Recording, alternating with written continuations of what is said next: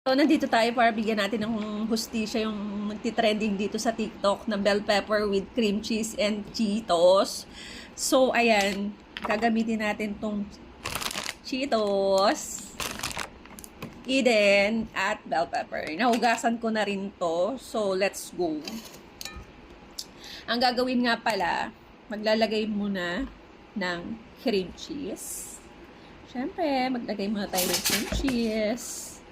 Then, paano ba naman ang dami ng budol dito sa TikTok at sa lahat ng social media. So, bigyan natin ng katotohanan at legit na feedback itong cream cheese na may bell pepper at Cheetos. So, lahat na lang dito budol. So, hanggat hindi natin natitikman, wag na wag kayong maniniwala. Or, hanggat hindi nyo natatry, wag na wag kayong maniniwala. Lahat na lang budol ng 2025 hanggang 26. So, ganyan siya. Pinuno ko siya ng cream cheese sa loob. Oo, pinuno ko ng cream cheese. Para wala silang sasabihin na kulang yung cream cheese. Konti, tinipid. So, ayan, pinuno ko na ha. Nakita mo at maglagay tayo ng totoong Cheetos. Oo, Cheetos yan. So, baka sabihin cheesy lang yan. Hindi yan, kaya hindi masarap, hindi Cheetos yung ginamit. Cheetos. Ay, cheme. So, ayun, sinabi ko na nga, diba? Baka sabihin, cheesy yung ginamit at hindi Cheetos. So, ayan. Bibigyan natin siya ng katotohanan at legit na feedback. At hindi kayo para ibudol, no? Para magsayang kayo ng pera para lang dito. Hello? Ang mahal ng bell pepper at ang cream cheese para magpabudol. Lalo na yung Cheetos. Eh kung binili nyo na lang ng bigas, ulam, busog pa kayo. Hindi lahat ng nakikita nyo sa newsfeed nyo ay totoo. So, parang ako, maganda ako, pero sa personal, hindi pala ako masarap. Keme. So, ayan. Ayan, pinuno ko na ha. So, mag-add na naman tayo ng ating cream cheese. You know. Ayan. So, ayan. Lagyan natin ulit. Baka may masabi kayo eh. Sabihin nyo, konti lang ng cream cheese. Nagtitipid si my loves. So, ayan. Pati Cheetos, punuin natin. Kasi ayoko yung napapahiya ako sa feedback. Gusto ko tayong magbibigay ng katotohanan. At di tayo pwedeng manahimik lang sa bansang ito. Lahat na lang nabubudol, pati sa pagkain mabubudol. Hello? At para bang pinangakuan ka ng 20 bigas, tapos gusto ng tao, tuparin pa. Cheers! So let's go! Huwag tayong papabudol ngayong 2026. Eto, bibigyan ko na ng feedback, okay? Eto na nga. Ang daldal ni my loves. Eto. Kakainin na. Oh.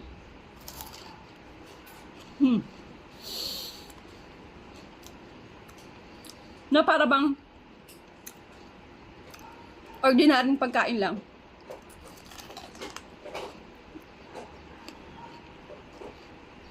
Na walang factor. Pangalawang kagat mo yun, pero hindi siya mag-iiwan ng signature sa dila mo, sa panlasa mo na, eto, babalikan ko to kahit napakahaba ng pila sa grocery, bibili ako ng bell pepper at ng cream cheese at tsaka ng Cheetos para lang makain ko tong craving ko to. Para sa akin, nakadalawang bite pa lang ako pero bibigyan ko na siya ng matinding feedback.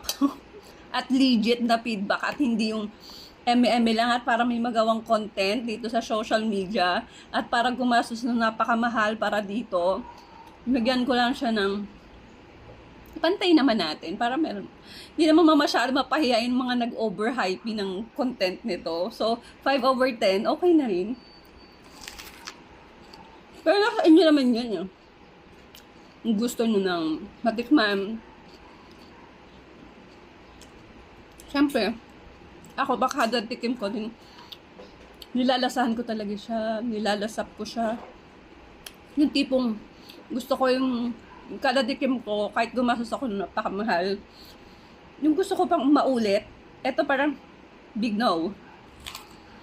Kaya ako lang talaga siyang ubusin para hindi masayang kasi wala namang kakain na iba. Hindi naman makakain ng bata to.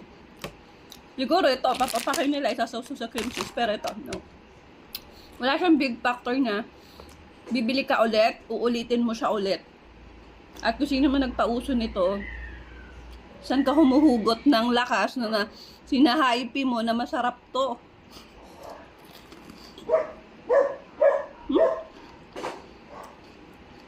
5/10 lang talaga.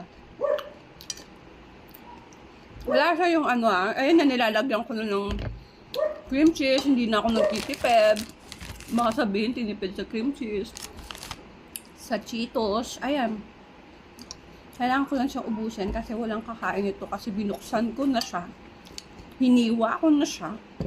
Kasi pag nilagay ko ba ito sa rep, mabubulok na to. So, kailangan natin ubusin. Ang gagawin natin dito? Kakainin ng bata? Hindi pwedeng kainin ito ng bata. Ayaw nito ng ganito. Sabihin nyo, 2026, nangiinis na naman si Maylove.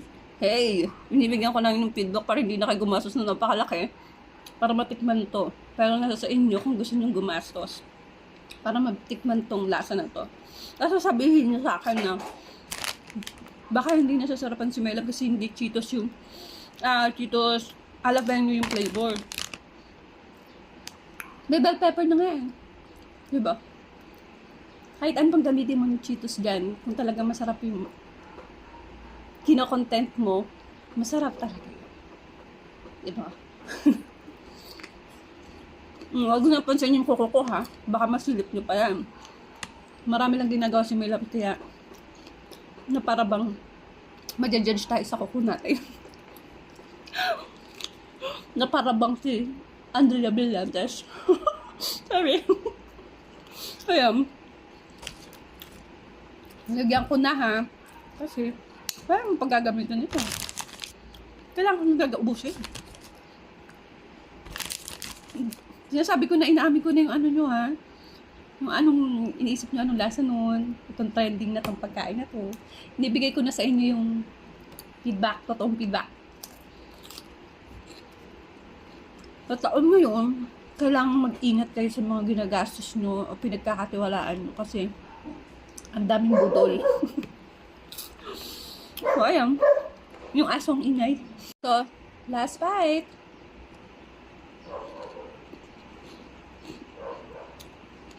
Siguro sa iba, masarap to. Pero para sa akin, 5/10 lang siya. Yun lang nabibigay ko kasi talagang score. Ayun lang. Ayun magagawa ko. So, ayun. Doon tayo ng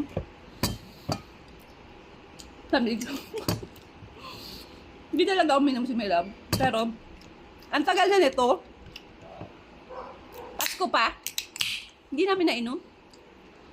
Kasi nga may libreng alcohol sa, sa hotel. Nung kasi kami nag-New Year. Ayan. Ngayon ko na siya mainom. Kasi sayang naman. Papabuti kong masali sa birthday ko, pero wag na. Ayan, cheers. So, ayun lang, mga Maylove. 5/10 lang talaga yung nakaya kong ibigay dun sa Cheetos na may bell pepper at cream cheese. Yun lang. So, yun lang. And happy birthday! Cheers tayo, my Maylove.